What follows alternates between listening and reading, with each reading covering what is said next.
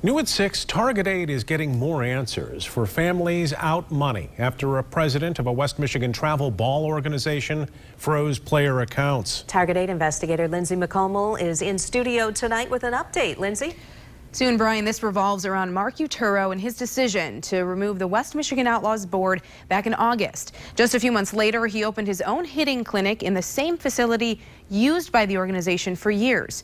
And it turns out Wyoming police investigated complaints from parents, and although nothing was forwarded for charges, it does appear he used thousands of the money parents say is rightfully theirs for renovations.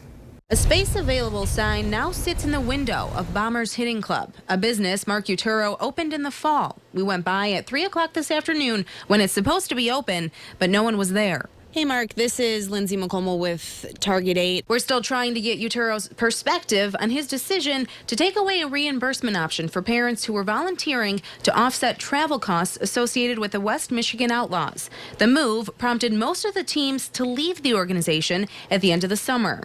Now, Target Aid has obtained police reports from Wyoming police that paints a clearer picture of what's happened to nearly $80,000 Uturo took control of when he froze player accounts back in July.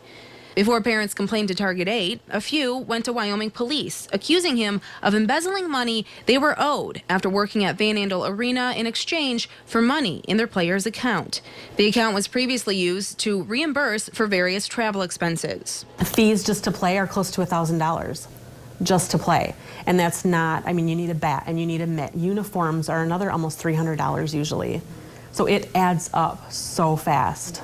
So fast. In October, Uturo told investigators he became suspicious of the reimbursements happening that were, quote, not allowed, and ultimately removed the board as a result. He went on to say he made numerous improvements and renovations to the Outlaws facility in Wyoming.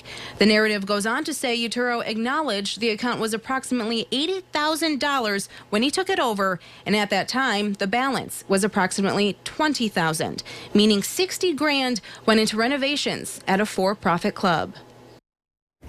Now, he also told investigators he brought in that hitting club as a training option to maintain the Outlaws organization. Ultimately, again, investigators found there was not enough to forward for criminal charges.